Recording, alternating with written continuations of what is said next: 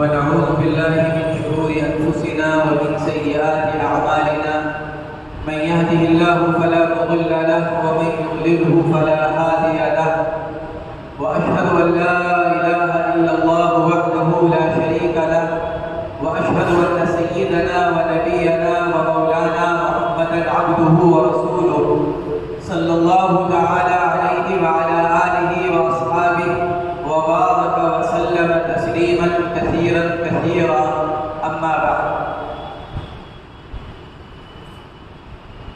میرے بزرگوں، دوستوں اور بھائیوں، اللہ تبارک و تعالی نے حضرات صحابہ کرام کو اپنی آخرت کی ایسی فکر و مرحمت فرمائی تھی کہ وہ اپنی دنیا کی ضرورتوں کو اور اپنی دنیا کے مشاغل کو دوسرے نمبر پر رکھتے تھے اور پہلے نمبر پر ان کے نزدیک آخرت تھی. اس لیے ہمیشہ حضور پاک علیہ الصلوۃ والسلام کی خدمت میں جب صحابہ کرام کی حاضری ہوتی، انفرادی یا اجتماعی، تو ہمیشہ ان میں سے ہر ایک اپنے لیے آخرت کے اعتبار سے اللہ کے نبی سے نصیحت چاہتا. جس طرح ہمارے دل اور دماغ کے اندر دنیا ہے، ہم ہر وقت دنیا کو سوچتے ہیں، دنیا کی فکر کرتے ہیں، دنیا سے محبت کرتے ہیں، ہمارا سب کچھ دنیا کے لیے ہے. حضرات صحابہ کرام کا سب کچھ آخرت کے لیے تھا. عبد الجبار بن الحارث رضی اللہ تعالیٰ عنہ ایک صحابی گزرے ہیں. اپنی قوم کے ساتھ جب ایمان لانے کے لیے اللہ کے نبی علیہ الصلوۃ والسلام کی خدمت میں حاضر ہوئے، کچھ دن قیام کیا. اس کے بعد جب واپسی ہونے لگی تو بعض لوگوں نے ان سے عرض کیا، صحابہ کرام میں سے بعض لوگوں نے، کہ تمہارے ساتھ جو لوگ آئے ہیں انہوں نے حضور پاک علیہ الصلوۃ والسلام سے اپنے لیے تحریر لکھوائی ہے کہ ان کو فلاں جگہ دے دی جائے، ان کو فلاں زمین دے دی جائے، ان کو یہ دے دیا جائے، ان کو یہ دے دیا جائے. تم بھی اللہ کے نبی علیہ الصلوۃ والسلام سے کوئی تحریر لے لو، کچھ لکھوا دو تم بھی اپنے علاقے کے لیے. تو حضرت عبد الجبار بن الحارث رضی اللہ تعالیٰ عنہ نے جواب دیا کہ یہ ساری دنیا تو میں چھوڑ کر آیا ہوں، یہ دنیا تو میں چھوڑ کر آیا ہوں، میں تو صرف اتنا چاہتا ہوں کہ کل قیامت کے دن حضور اکرم صلی اللہ تعالیٰ علیہ وسلم اللہ کے سامنے میری مدد فرمائے. ہر وقت آخرت سامنے رہتی ہے، ہر وقت. تو ایسے ہی صحابہ کرام اللہ کے نبی علیہ الصلوۃ والسلام سے جب کوئی نصیحت چاہتے تو اپنی آخرت کو سامنے رکھ کر عرض کرتے. چنانچہ حضرت عقبہ ابن عامر رضی اللہ تعالی عنہ حضور پاک علیہ الصلوۃ والسلام سے ایک مرتبہ عرض کرنے لگے کہ من نجات یا رسول اللہ. بعض روایات کے اندر آتا ہے حضرت عقبہ فرماتے ہیں کہ میں جا رہا تھا، حضور پاک علیہ الصلوۃ والسلام تشریف لا رہے تھے، تو میں نے آپ کا ہاتھ مبارک پکڑا اپنے دونوں ہاتھوں میں، اور میں نے آپ کا ہاتھ مبارک پکڑ کر پھر میں نے عرض کیا من نجات یا رسول اللہ. اللہ کے نبی مجھے یہ بتلا دیجیے کہ آخرت کے عذاب سے، اللہ کی پکڑ سے اور آخرت میں اللہ کی ناراضگی سے مجھے نجات کیسے مل سکتی ہے؟ دنیا کے بارے میں نہیں، آخرت کے بارے میں مجھے بتا دیجیے کہ میں اللہ کے عذاب سے اور پکڑ سے کیسے بچوں، کیسے نجات حاصل کروں. حضور پاک علیہ الصلوۃ والسلام نے حضرت عقبہ ابن عامر رضی اللہ تعالی عنہ کو بہت مختصر جملوں میں 3 نصیحتیں فرمائی. آج کا جو ہمارا ماحول ہے، ملک کا نہیں پوری دنیا کا، اور ہمارا جو معاشرہ ہے، حضور پاک علیہ الصلوۃ والسلام کی یہ 3 نصیحتیں اور 3 جملے ایسے ہیں کہ اگر ان نصیحتوں پر ہر ایک عمل کرنے والا بن جائے تو ہماری جو معاشرے کی خرابی کو بیان کیا جاتا ہے کہ معاشرہ خراب ہے، اصلاح معاشرے کی فکر کی جائے، اصلاح معاشرے کی محنت کی جائے، اس کا خرابی کا تدارک کیا جائے. اللہ کے نبی علیہ الصلوۃ والسلام کی اگر ان 3 نصیحتوں پر عمل کیا دیا جائے تو ایک فرد بھی ٹھیک ہو جائے اور معاشرہ بھی سدھر جائے. اس لیے کہ معاشرہ انسانوں کا نام ہے. معاشرہ کسی ہوا کا نام نہیں. معاشرہ بنتا ہے انسانوں سے. اگر انسان ٹھیک ہے معاشرہ ٹھیک ہے، اور اگر انسان خراب ہے تو معاشرہ خراب ہے. حضور پاک علیہ الصلوۃ والسلام نے جو محنت فرمائی وہ انسانوں کے ٹھیک ہونے پر فرمائی. اس لیے کہ اللہ کے نبی علیہ الصلوۃ والسلام یہ جانتے تھے کہ جہاں جس جگہ کے انسان ٹھیک ہو جائیں گے وہاں کا ماحول اور معاشرہ خود بخود ٹھیک ہوتا چلا جائے. اس لیے اللہ کے نبی علیہ الصلوۃ والسلام نے ان کو 3 نصیحتیں ارشاد فرمائی، اور ان 3 نصیحتوں میں انسان کی دنیا بھی ٹھیک ہو جائے اور انسان کی آخرت بھی سنور جائے. وہ 3 جملے کیا ارشاد فرمائے؟ سب سے پہلا جملہ ارشاد فرمایا املک علیک لسانک، رقبہ اپنی زبان کو اپنے قابو میں رکھو، اپنی زبان کی حفاظت کرو. انسان کی زبان یہی انسان کو عزت دلانے والی اور یہی زبان انسان کو ذلیل اور رسوا کرنے والی. یہی زبان انسان کو جنت تک لے جانے والی اور یہی زبان انسان کو جہنم تک لے جانے والی. یہی زبان اللہ کو راضی کرنے والی اور یہی زبان اللہ کو ناراض کرنے والی.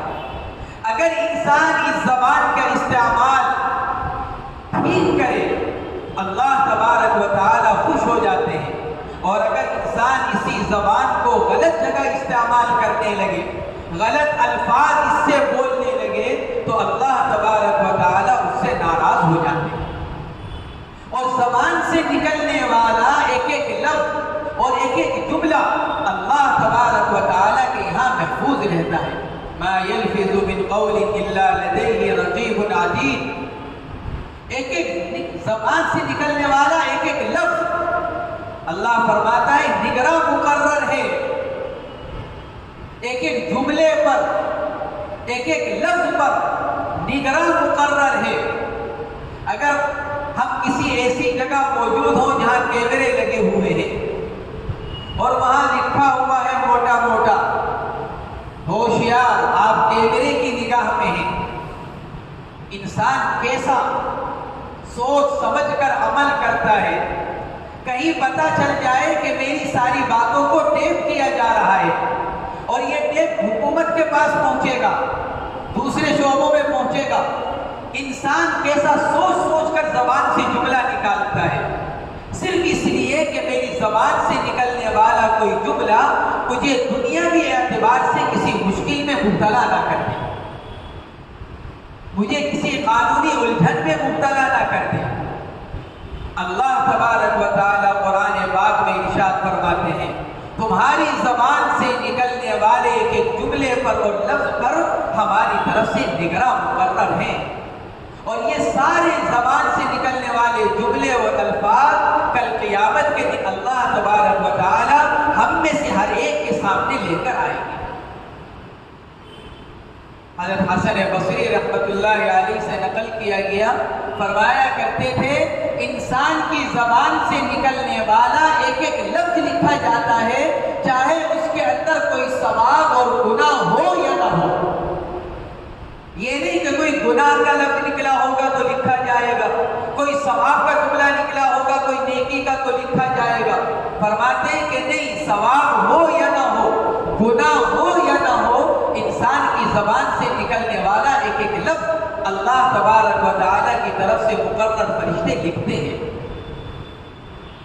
اسی لیے حضرات صحابہ کرام رضوان اللہ تعالی علیہم اجمعین اپنی زبان کی نگرانی کرنے والے اور اپنی زبان کی حفاظت کرنے والے کہ زبان سے بے جگہ بے محل کوئی ایسا لفظ نہ نکل جائے جو دنیا کے اعتبار سے بھی شرمندہ کرنے والا ہو اور آخرت کے اعتبار سے بھی اللہ کی پکڑ میں مبتلا کرنے والا ہو.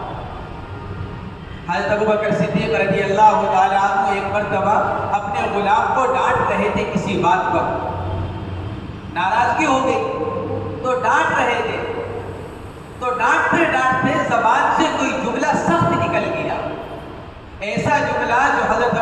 صدیق رضی اللہ تعالی عنہ کی شان کے خلاف تھا۔ حضور اکرم صلی اللہ تعالی علیہ وسلم تشریف لے جا رہے تھے۔ حضرت ابوبکر صدیق رضی اللہ تعالی عنہ کے زبان سے نکلنے والے جملے کو سنا اور سن کر ارشاد فرمایا لعانین و صدیقین کلا ورب الکعبہ، رب کعبہ کی قسم صدیقیت اور لعانیت جمع نہیں ہو سکتی۔ تم تو صدیق ہو، تمہارا لقب صدیق، سچ بولنے والا، جس کا قول اور عمل دونوں برابر یکساں ہو، قول عمل کے مطابق، عمل قول کے مطابق، اور پھر تمہاری زبان سے ایسا جملہ۔ حضرت ابوبکر صدیق رضی اللہ تعالی عنہ حضور اکرم صلی اللہ علیہ وسلم کی اس بات کو سن کر ایک دم ڈر گئے، فوراً عرض کیا یا رسول اللہ، میری زبان سے جو غلط جملہ اپنے غلام کے بارے میں نکل گیا، میں اس کے عوض میں اپنے اس غلام کو ابھی اور اسی وقت آزاد کرتا ہوں، تاکہ برائی کے بدلے میں اس کے ساتھ بھلائی کا معاملہ ہو جائے۔ میں نے چونکہ برا کہہ دیا اس کو، لہٰذا میں اس کے ساتھ یہ احسان کا معاملہ کرتا ہوں کہ میں اس کو ابھی اور اسی وقت آزاد کرتا ہوں۔ اپنی زبان کی ایسی حفاظت کرنے والے، اسی لیے حدیث پاک کے اندر حضور پاک علیہ السلام نے حضرات صحابہ کرام کو زبان کے بارے میں بار بار متوجہ فرمایا، اور پھر زبان کی حفاظت پر وعدے بھی فرمائے۔ انسان سب سے زیادہ رسوا اپنی زبان سے ہوتا ہے۔ حدیث پاک کے اندر وعدہ کیا گیا، جو آدمی اپنی زبان کی حفاظت کر لے، من خزن لسانہ ستر اللہ عورتہ، جو آدمی اپنی زبان کی حفاظت کر لے، اپنی زبان کو بے جگہ چلنے سے روک لے، حدیث پاک کے اندر وعدہ فرمایا گیا اللہ تبارک و تعالی اس کے عیوب کو چھپائے گا، اس کو کوئی شرمندہ نہیں ہونے دے گا۔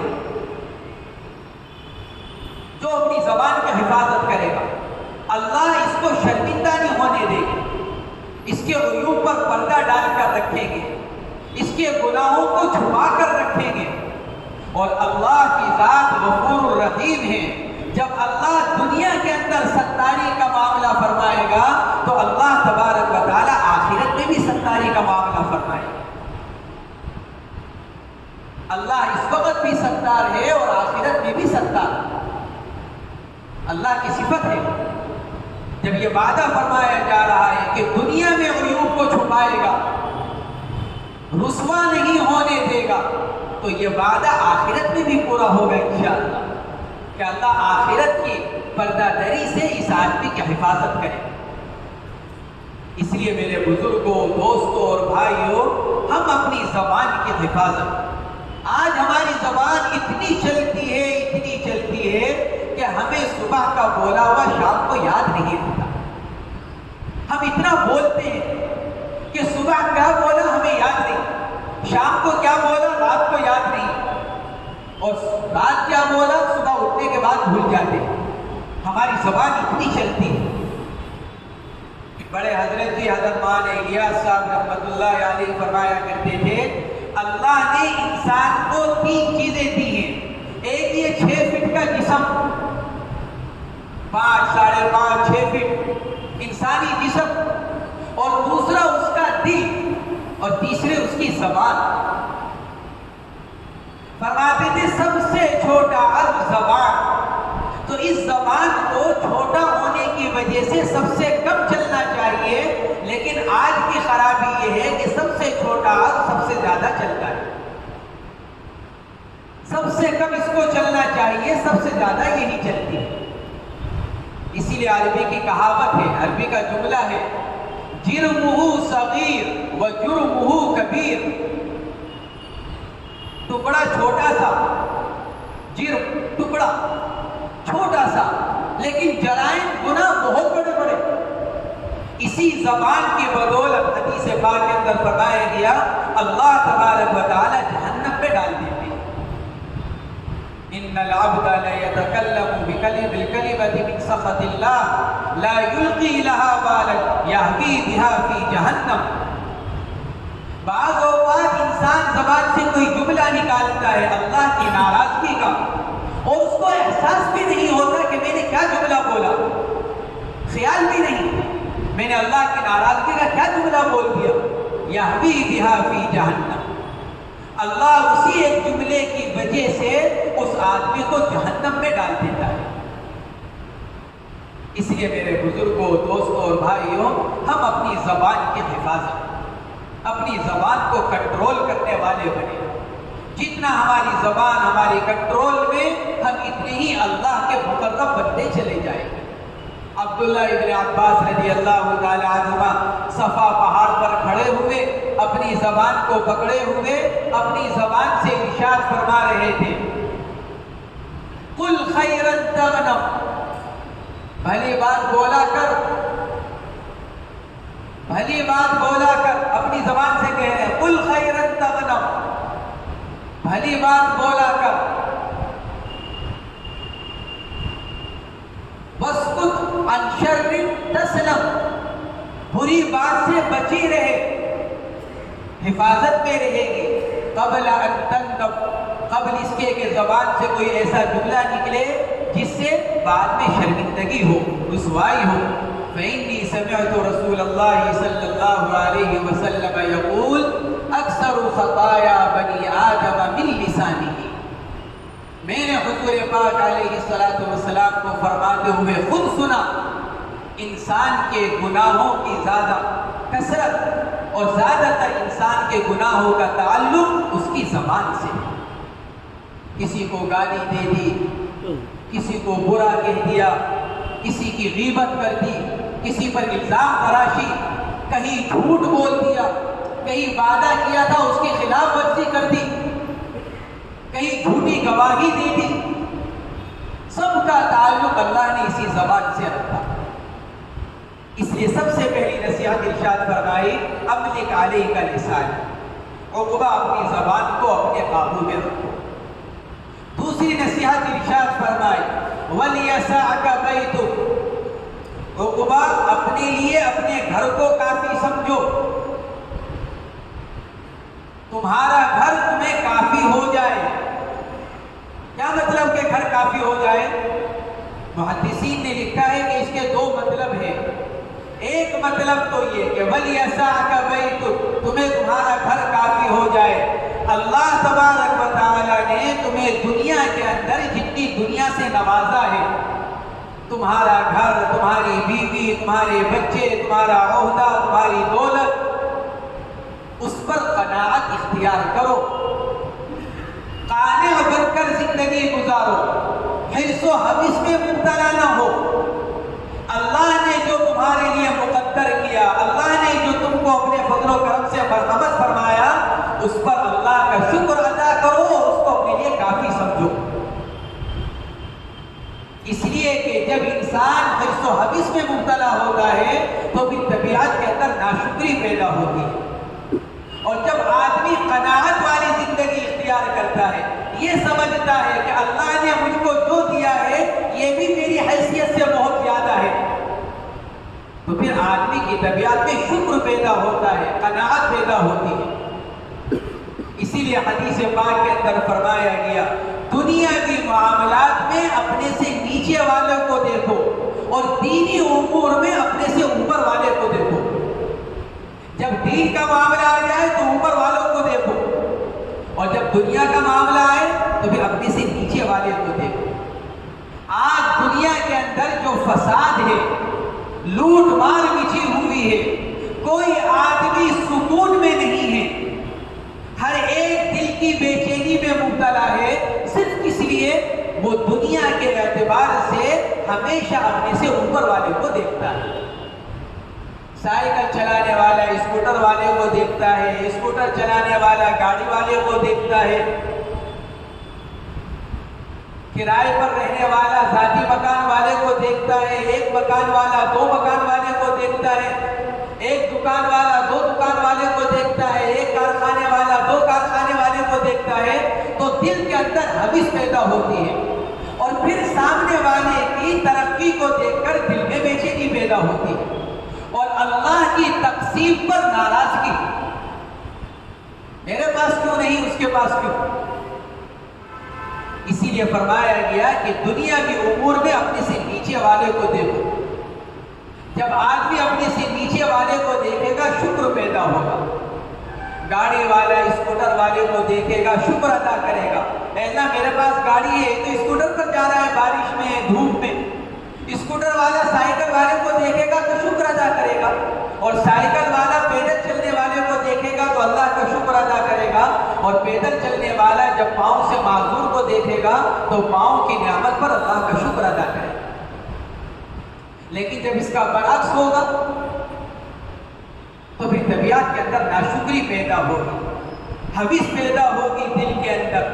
اور پھر دنیا جمع کرنے میں آدمی نہ حلال کو دیکھے گا نہ حرام کو دیکھے گا, نہ ناجائز کو دیکھے گا نہ جائز کو دیکھے گا. پھر وہ ہر طریقے پر مال جمع کرنا چاہے گا. کسی طرح بس مجھ کو مل جائے, کسی طرح میری تجارت کے اندر ترقی ہو جائے, کسی طرح میری تجارت بڑھ جائے, چاہے اللہ کو ناراض کر کر ہی کیوں نہ ہو. اس لیے فرمایا کہ اپنے سے نیچے والوں کو دیکھو تاکہ طبیعت میں قناعت پیدا ہو, حوث نہ آئے. اور دوسرا مطلب محدثین نے اس کا یہ بیان کیا کہ وَلْيَسَعْكَ بَيْتُكَ, اپنے گھر میں رہا کرو. گھر سے باہر نکلنا بلا ضرورت شریعت میں پسندیدہ نہیں ہے. آدمی اپنے گھر میں رہے, ہاں کوئی دینی ضرورت ہے, کوئی دنیاوی ضرورت ہے, آدمی گھر سے باہر جائے, دین کے لیے جا رہا ہے, اپنی دنیاوی ضرورت پوری کرنے کے لیے جا رہا ہے, جائے اور اپنی ضرورت پوری کر کر واپس گھر آ جائے. اس لیے کہ جب آدمی بلا ضرورت گھر سے باہر نکلتا ہے تو باہر کا ماحول, باہر کے فتنے, باہر کا شر یہ آدمی کو اپنی لپیٹ میں لیتا ہے. اور پھر آدمی فتنوں میں ایسا مبتلا ہوتا ہے کہ پھر اس کی دنیا بھی اور آخرت بھی دونوں برباد ہو جاتے ہیں. اس لیے فرمایا گیا کہ وَلْيَسَعْكَ بَيْتُكَ, اپنے گھر میں رہو, بلا ضرورت باہر نہ نکلو. ہاں دین کے لیے نکلو, علم دین حاصل کرنے کے لیے جا رہے ہیں, دعوت و تبلیغ کے لیے جا رہے ہیں, بزرگوں کے پاس اپنی اصلاح کی نیت سے جا رہے ہیں, ان کی زیارت کی نیت سے جا رہے ہیں, حج اور عمرے کے لیے جا رہے ہیں, یا اور کسی دینی مقصد کے لیے جا رہے ہیں تو ضرور جاؤ. لیکن اگر سامنے کوئی دینی اور دنیاوی ضرورت نہ ہو تو پھر آدمی اپنے گھر سے باہر نہ نکلے. آج کا جو ماحول ہے, آج جو فتنے جگہ جگہ مختلف شکلوں میں اور صورتوں میں, بازاروں میں, سڑکوں پر, چوراہوں پر, گلیوں میں, ان سب سے حفاظت کا طریقہ کیا کہ آدمی بلا ضرورت باہر نہ پھرے. آج اگر اپنے مسلمان علاقوں کو اگر آپ دیکھیں, مسلم محلوں کا اگر جائزہ لیں, آپ کہاں کا تو مجھے معلوم نہیں لیکن میں اپنے یو پی کا بتا رہا ہوں, آپ مسلمان محلے میں نکل جائیں تو جوان پارٹی ساری آپ کو سڑک پر کھڑی ہوئی ملے گی, چوراہوں پر, سڑکوں پر, موبائل ہاتھ میں, ہر ایک کے ہاتھ میں موبائل, اور جماعت بنا کر گیم کھیلے جا رہے ہیں, جماعت بنا کر گفتگو ہو رہی ہے. گھنٹوں گھنٹوں آدمی سڑک پر اپنا گزار دیتا ہے. اس لیے میرے بزرگوں, دوستوں اور بھائیوں, ہم خود بھی اپنی حفاظت کریں اور اپنے بچوں کی بھی حفاظت کریں. ہمارے بچوں کی ذمہ داری ہمارے اپنے اوپر. قُوا أَنفُسَكُمْ وَأَهْلِيكُمْ نَارًا, خود بھی بچو, اپنے گھر والوں کو بھی جہنم سے بچاؤ. قرآن کہہ رہا ہے خود بھی اپنی بھی حفاظت کرو, اپنے گھر والوں کی بھی حفاظت کرو. آج ہم میں سے بہت سے ایسے ہیں جو اپنی ذات کے اعتبار سے دیندار, تہجد پڑھنے والے, اوابین پڑھنے والے, جماعتوں میں وقت لگانے والے, بزرگان دین کے پاس جانے والے, لیکن کہ اولاد کہاں جا رہی ہے کچھ معلوم نہیں, اس کا وقت کہاں گزر رہا ہے کوئی احساس نہیں. صف اول میں تکبیر اولیٰ سے ہم نماز کا اہتمام کر رہے ہیں, لیکن میرا بچہ اور میری بچی, مجھے اس کی پرواہ نہیں. اس معنی کر کے اس کا وقت کہاں گزر رہا ہے، وہ کس کے ساتھ بیٹھ رہا ہے، کس کے ساتھ کھڑا ہے، کس کے ساتھ اپنا وقت گزار رہا ہے، ہم اس کی پرواہ نہیں کرتے۔ اس لیے ہم اپنے بچوں کی فکر کرنے والے بنے۔ جس طرح ہم اپنی ذات کے ذمہ دار ہیں، ہم اپنے گھر والوں کے بھی ذمہ دار ہیں۔ ہمارے اوپر ذمہ داری ہے اپنے بچوں کی، اپنے گھر والوں کی، اور یہی ہمارے بچے کل کا مستقبل ہیں۔ امت کا مستقبل آج کے بچے ہیں، اس لیے خیر کی پوری طاقت ہماری اس نسل کے اوپر لگی ہوئی ہے۔ پوری طاقت کسی بھی میدان کے اعتبار سے ہو، چاہے تعلیم کا میدان ہو، چاہے کوئی دوسرا میدان ہو، پوری طاقت لگائے ہوئے ہیں کہ مسلمانوں کی جو نسل ہے اس کو ایسا کر دیا جائے کہ کل آئندہ آنے والی ان کی یہ نسل اور مسلمانوں کا جو مستقبل ہے یہ دین کے اعتبار سے اتنا دور ہو کہ اس کو جدھر چاہے چلا دیا جائے۔ اس لیے اپنے بچوں کی فکر کرنے والے بنے، ان کے مستقبل، جس طرح دنیا کے اعتبار سے ہم ان کے مستقبل کی فکر کرتے ہیں، اسی طرح ان کے آخرت کے اور دین کے اعتبار سے بھی ان کی فکر کریں۔ سیدنا حضرت یعقوب علیہ نبینا علیہ السلام کا جب انتقال کا وقت آیا تو اپنے بچوں کو بلا کر ان کی آخرت کے بارے میں فکر کا اظہار کیا۔ ما تعبدون من بعدی، یہ پوچھا، دنیا کے بارے میں نہیں، نبی ہیں، اپنے زمانے کے نبی کی اولاد ہے، لیکن اس کے باوجود اپنی اولاد کے بارے میں اتنی فکر۔ ما تعبدون من بعدی، ارے میں تو دنیا سے جا رہا ہوں، لیکن یہ بتلاؤ کہ میرے جانے کے بعد زندگی کیسے گزارو گے، دنیا والی یا آخرت والی؟ اس لیے میرے بزرگوں، دوستوں اور بھائیوں، جس طرح ہم اپنی فکر کرنے والے بنے، اسی طرح اپنے بچوں کی بھی فکر کرنے والے بنے۔ حضور پاک علیہ السلام نے حضرت عقبہ کو یہ دوسری نصیحت ارشاد فرمائی، اور تیسری نصیحت ارشاد فرمائی، وَبْكِ عَلَى خَطِيئَتِكَ، عقبہ اپنے گناہوں پر اللہ کے سامنے روتے رہا کرو۔ وَبْكِ عَلَى خَطِيئَتِكَ، اپنے گناہوں پر روتے رہا کرو۔ ہر انسان خطا کار ہے، ہم میں سے کوئی ایسا نہیں ہے جو یہ دعویٰ کر سکے کہ مجھ سے گناہ نہیں ہوا یا میں گناہ نہیں کرتا۔ کل بنی آدم خطاء، حدیث پاک میں فرمایا گیا ہر انسان خطا کار، ہر انسان گناہ گار۔ وخیر الخطائین التوابون، خطا کار تو سب ہیں، گناہ گار تو سب ہیں۔ حضرات انبیاء کرام تو معصوم ہیں، حضرات صحابہ کرام محفوظ ہیں، لیکن ہم اور آپ کہ ہم میں سے ہر ایک تو گناہ گار ہے۔ اس لیے فرمایا کہ وَبْكِ عَلَى خَطِيئَتِكَ، صحابی کو فرما رہے ہیں اپنے گناہوں پر روتے رہا کرو۔ اللہ تبارک و تعالیٰ کو جو سب سے زیادہ چیز پسند ہے وہ آنکھ سے نکلنے والا آنسو، سب سے زیادہ جو اللہ کو پسند ہے وہ کسی انسان کی آنکھ سے اللہ کے خوف سے نکلنے والا آنسو۔ حجت الاسلام حضرت مولانا محمد قاسم صاحب نانوتوی رحمۃ اللہ علیہ نے ایک جگہ لکھا ہے، اللہ تبارک و تعالیٰ کو آنسو اس لیے سب سے زیادہ پسند ہے کہ اللہ کے پاس جو مخلوق ہے فرشتوں کی، ملائکہ، کیونکہ ان سے خطا کا صدور نہیں ہوتا، ان سے گناہ نہیں ہوتے، لا یعصون اللہ ما امرہم، ان سے کبھی اللہ کی نافرمانی نہیں ہوتی۔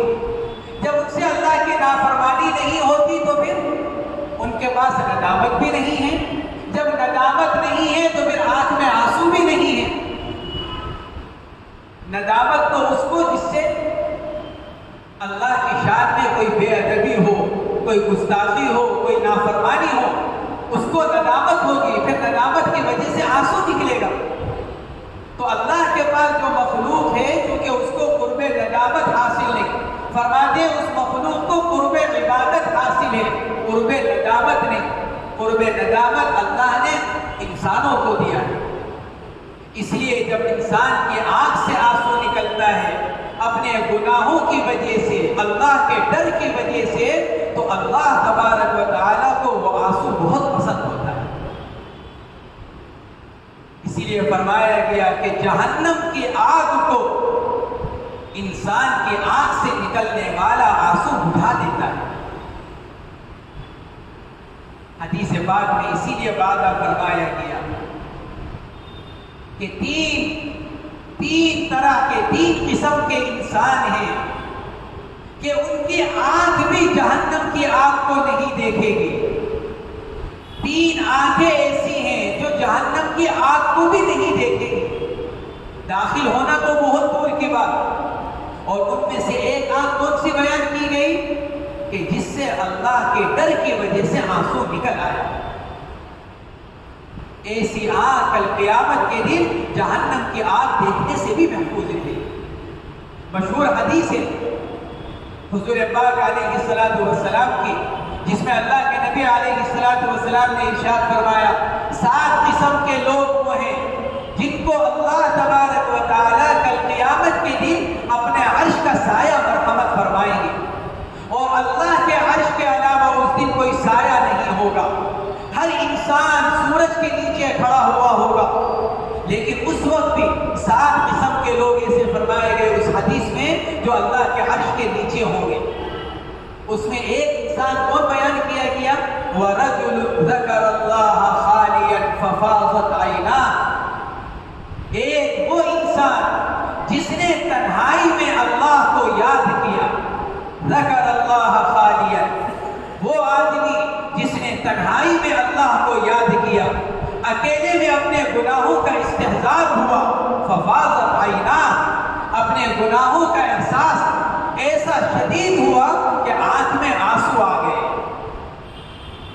اپنی نافرمانیوں کا خیال کر کر، اپنے گناہوں کا احساس کر کر، اللہ کی عظمت کو سوچ کر، اللہ کی کبریائی کو سوچ کر آنکھ میں آنسو آ گئے۔ حدیث پاک کے اندر فرمایا گیا یہ آدمی بھی جو تنہائی میں اللہ کے سامنے اپنے گناہوں پر رو رہا ہے، اللہ کا عرش کا سایہ اس کو مرحمت فرمائے۔ اس لیے میرے بزرگوں، دوستوں اور بھائیوں، اپنے گناہوں پر رونے والے ہم بنے۔ حضرت عبداللہ ابن عمرو بن العاص رضی اللہ تعالی عنہ فرمایا کرتے تھے کہ اگر میری آنکھ سے اللہ کے ڈر کی وجہ سے ایک آنسو نکل آئے، ایک آنسو اگر میری آنکھ سے نکل آئے، مجھے اللہ کے راستے میں 1,00,000 درہم صدقہ کرنے سے زیادہ محبوب ہوں۔ میں 1,00,000 درہم اللہ کے راستے میں صدقہ کروں، مجھے اس سے زیادہ محبوب یہ ہے کہ اللہ کو یاد کر کر اپنے گناہوں کا استحضار ایسا ہو جائے کہ میری آنکھ سے ایک آنسو نکل آئے۔ اس لیے میرے دوستوں، بزرگوں اور بھائیوں، جو آدمی اللہ کی ذات کا استحضار کرے گا، جو آدمی اپنے گناہوں پر رونے والا بنے گا، وہ اللہ کی نافرمانی سے بھی بچے گا۔ آدمی کو گناہوں سے روکنے والی صرف ایک چیز ہے، اور وہ کیا ہے؟ اللہ کا خوف۔ جس آدمی کے اندر اللہ کا خوف ہوگا، وہ آدمی اللہ کی نافرمانی سے بچے گا، ورنہ کتنی ہی پابندیاں، کتنی ہی نگرانیاں آدمی کے اوپر لگا دی جائے، آدمی گناہ کرنے کا کوئی نہ کوئی موقع نکال لے۔ اور اگر آدمی مجمع میں گناہ سے بچے گا بھی تو آدمی تنہائی میں اللہ کی ناراضگی کے اعمال سے نہیں بچ سکے۔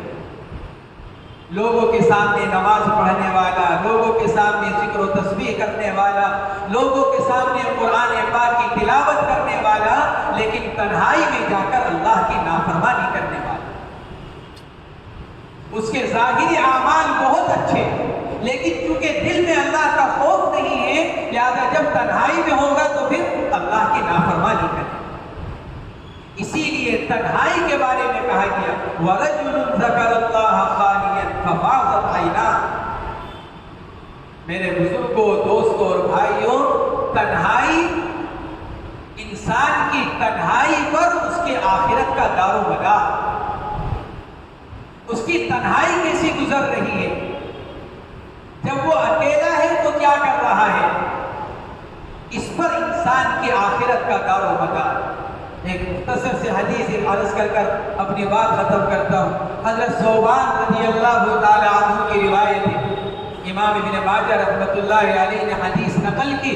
حضور اکرم صلی اللہ تعالی علیہ وسلم نے ارشاد فرمایا، کل قیامت کے دن ایک آدمی آئے گا بڑے بڑے اعمال کر گناہ، بڑے بڑے اعمال کا اجر و ثواب اس کے سامنے، فرمایا گیا کہ تہامہ پہاڑوں کے برابر، تہامہ پہاڑ بہت بڑا عرب کا، اس کے برابر اجر و ثواب، لیکن حدیث پاک کے اندر فرمایا گیا اللہ تبارک و تعالی اس کے تمام اعمال کے اجر و ثواب کو خاک بنا دے گا، غبار کی طرح بالکل بے حقیقت، کسی عمل کا کوئی ثواب اس کو وہاں پر نہیں دیا جائے گا۔ صحابہ کرام نے عرض کیا، یا رسول اللہ کس وجہ سے؟ ایک آدمی عمل پر عمل کرنے والا، خیر کے کاموں میں سبقت کرنے والا، خیر کے کاموں میں حصہ لینے والا، اور پھر آخرت میں اس سے محروم اس کے اجر و ثواب سے۔ حضور پاک علیہ السلام نے کیا ارشاد فرمایا کہ بے شک اعمال خیر کرنے والا، جلوت میں، مجمع میں، لوگوں کے سامنے بڑے بڑے عمل کرنے والا، لیکن جب تنہائی میں پہنچتا تو پھر اللہ کی نافرمانی کرنے والا۔ تو نافرمانی، خلوت کے گناہ، جلوت کے تمام اعمال کو ختم کر دے۔ خلوت کے گناہ، تنہائی کے گناہ انسان کے جلوت کے سارے اعمال صالحہ کے اجر و ثواب کو بالکل بیکار کر دے۔ اس لیے حضور پاک علیہ السلام ارشاد فرما رہے ہیں، وَبْكِ عَلَىٰ خَطِيئَتِهِ، عقبہ اپنے گناہوں پر روتے رہا کرو۔ ہمارے شیخ حضرت مولانا یونس صاحب رحمۃ اللہ علیہ سے کسی نے عرض کیا، ایک صاحب نے عرض کیا کہ حضرت میں روزانہ توبہ اور استغفار کرتا ہوں، استغفار کی تسبیح بھی پڑھتا ہوں، 2 رکعات سونے سے پہلے صلاۃ التوبہ بھی پڑھتا ہوں، کیا یہ میرے لیے کافی ہے؟ فرمایا کہ یہ سب اپنی جگہ، لیکن تنہائی میں بیٹھ کر کبھی اللہ کے سامنے 2 آنسو بھی بہا لیا کرو، کیونکہ اللہ کو تنہائی کے آنسو بہت پسند ہے۔ یہ 3 نصیحتیں اللہ کے نبی علیہ السلام نے حضرت عقبہ ابن عامر رضی اللہ تعالی عنہ کو فرمائی، ان کے یہ عرض کرنے پر کہ من نجات یا رسول اللہ، اے اللہ کے نبی آخرت کے عذاب سے نجات کیسے ملے، آخرت کی پکڑ سے، آخرت کی ناراضگی سے؟ تو حضور پاک علیہ السلام نے یہ 3 جملے ارشاد فرمائے۔ میرے بزرگوں، دوستوں اور بھائیوں، صحابہ کرام کو حضور پاک علیہ السلام کے ایک جملے پر بلکہ اشاروں پر عمل کرنے والے، اللہ کے نبی کی زبان سے کچھ نہ نکلا ہو لیکن آپ کی منشا کو سمجھ کر اس پر عمل کرنے والے، اسی لیے اللہ تبارک و تعالی نے دنیا میں بھی ان کو چمکایا اور آخرت کے لیے بھی رضی اللہ عنہم ورضوا عنہ، یہ وعدہ ہے اللہ کا۔ آج اگر ہم حضور پاک علیہ السلام کی ان نصیحتوں پر اپنی ذات سے عمل کرنے والے بن جائیں، ہر ایک اگر ان نصیحتوں پر عمل کرنے والا بن جائے تو میرے بزرگوں، دوستوں اور بھائیوں، ہم میں سے ہر ایک کی دنیا بھی سنور جائے اور آخرت بھی بن جائے۔ اللہ تبارک و تعالی ہم سب کو حضور پاک علیہ السلام کی نصیحتوں پر عمل کرنے کی توفیق مرحمت فرمائے، اور زبان کی حفاظت خاص طور سے ہم میں سے ہر ایک کو اللہ تبارک و تعالی کرنے کی اپنے فضل و کرم سے توفیق مرحمت فرمائے۔ وآخر دعوانا الحمدللہ۔